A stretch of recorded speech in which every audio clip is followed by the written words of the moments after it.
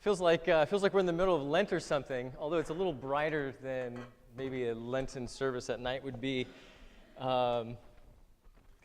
There's literally hundreds of us missing. So that means that we're either fools or faithful. And Joe's son said, why not both at last service? So I think that's all right. We can be both. We can be foolish and faithful. And I want to talk, about the hurricane and what's going on here and why God does what he does and doesn't do what he doesn't do. And for starters, I just want to be very clear, very bold, very blunt, very obvious. Hurricanes are not punishment.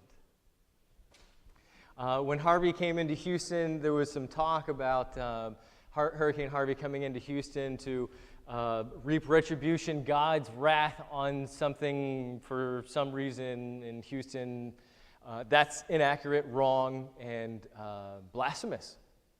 That's not how God works. He doesn't send hurricanes to people. And you'll notice that those same people who said the same things about Hurricane Harvey aren't saying the same things about Irma.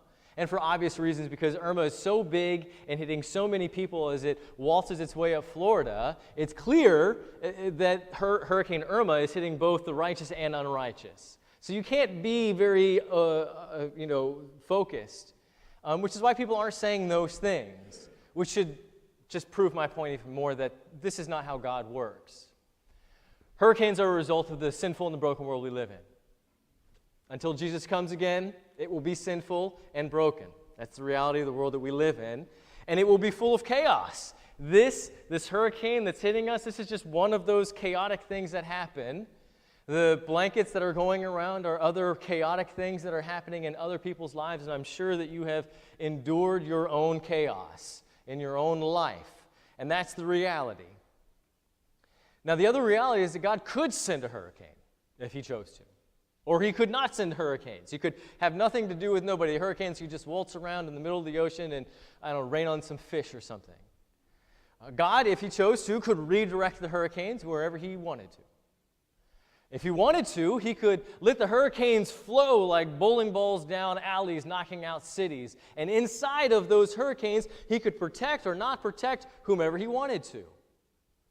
And the reason I want to tell you this and be very clear about this is because God is God. He's not a genie. He's not ours to command. He's not somebody that we can control or we should say should do this or that.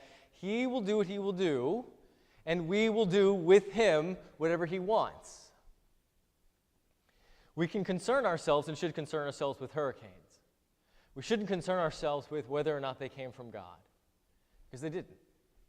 And if they did, then he chose them. And that's just our lot in life.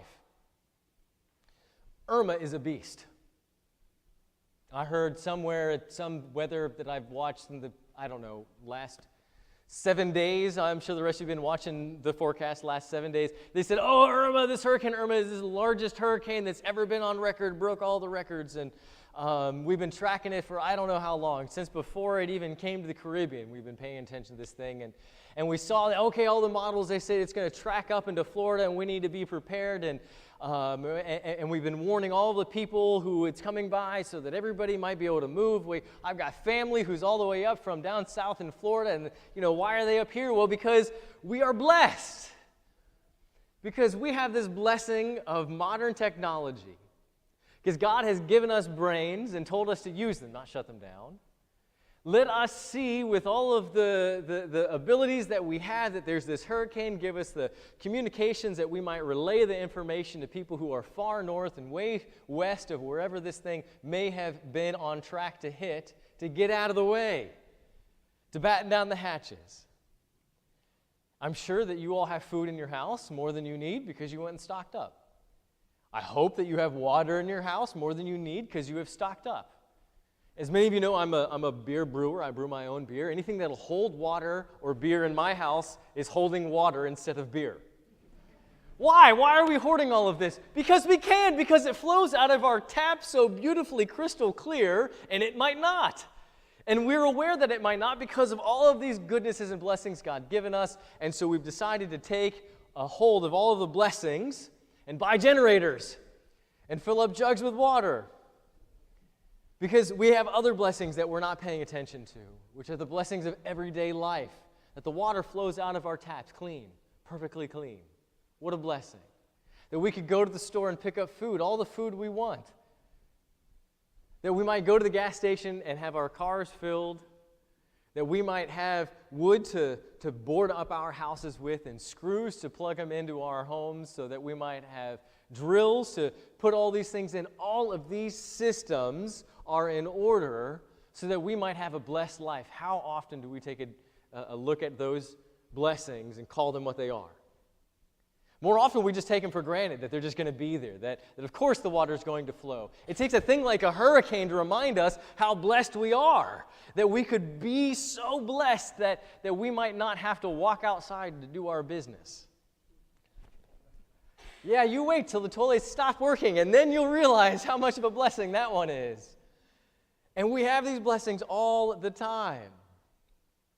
Now look, inside of this storm, people will die. It'll happen. It happens already. Inside of this storm, property will be lost and damaged. It has already happened. It won't stop happening.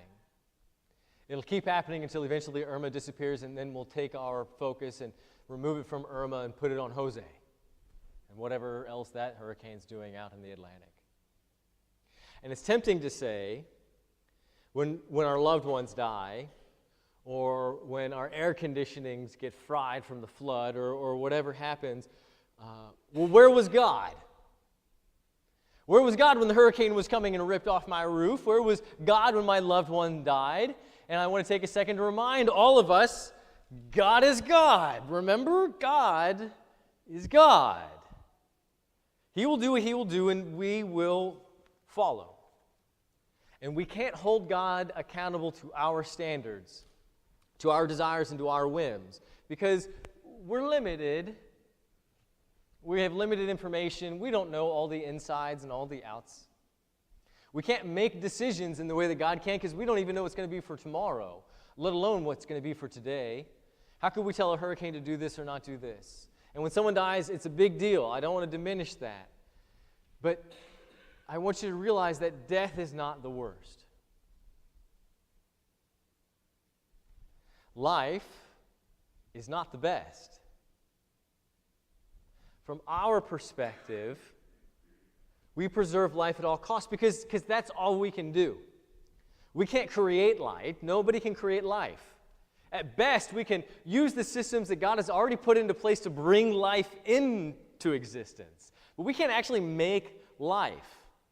The best that we can do is look at the one-way street that is death and try and get and keep people from going down that street. Really, medicine's only job is to divert people from going down that road as long as possible. And that's why we think life is the best. But for God, life is just a gift. It's like giving a kid candy. It's just that simple and that easy for God to create life. And at our end, we can't give that candy. So we put it at such a high regard, we call it the best, and it's not the best. Which is why we avoid death so vehemently. Because for death, there's nothing that we can do in that scenario. But for God, death is like a loading screen on a PC program. Now look, let's be honest. When you queue up your Netflix, you have no idea what's going on. You just push the button and then it happens. It says loading and you wait patiently and all of a sudden, boop, there's your show. You don't know what's going on. You just hope that it works and it's great. Death is the exact same way. For God, it's just this transition from one thing to the next. At one moment, you were watching a football game. The next minute, you're watching whatever's on Netflix at that moment, whatever you happen to be enjoying. Before, for God, humans just knew Him. After death, for God, we are in His presence. That's a world difference. We don't know what happens in that black box, but God does, thanks be to God. And for Him, there's no difference. Life or death, it's all the same. It's on the same spectrum. And for us, it's a big deal because we don't control that spectrum. We don't know what happens in that box, but for God, it is not a big deal. And for us, when we stare at something as powerful as death, we realize truly how powerless we are. We see it as final, and then we question God, and we would put Him under trial with our small minds and our limited perspectives. But we are cruel, and we are incapable, and we are absent of all the information that God has. And the most amazing thing, the third blessing from this storm, is that God looks at us and how we would put him on trial. And he forgives us anyway. He shows up. He sent his Son. He sends his Holy Spirit to claim us, to calm us, to be with us. To the end of the age, Jesus says, I will be with you to the end of the age. He sent his Holy Spirit to be with us so that we would never not be with him. He says to us in our reading today, where 2 or 3 are gathered. That means that we, the fools or the faithful who have decided to gather today in this building as it gets darker and darker as I preach, God is here. And he tells us, he begs us, he says, look, pray, would you just pray?